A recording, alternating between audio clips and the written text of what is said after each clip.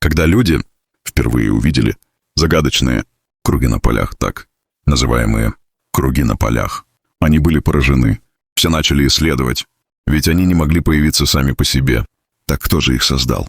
Фермеры? Машины? Или какая-то неизвестная сила? Но все согласились в одном – это не могло произойти случайно. Теперь задумайтесь, если несколько кругов не могут появиться сами, то как могла возникнуть эта огромная и упорядоченная Вселенная без Творца? Такая гармония и точность не бывают результатом случайности.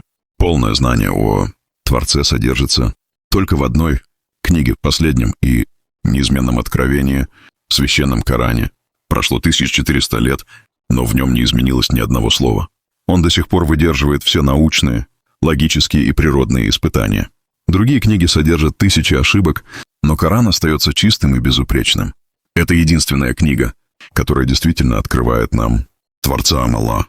Если вы ищете истину, прочитайте последнюю книгу. В ней вы найдете того, кто создал все.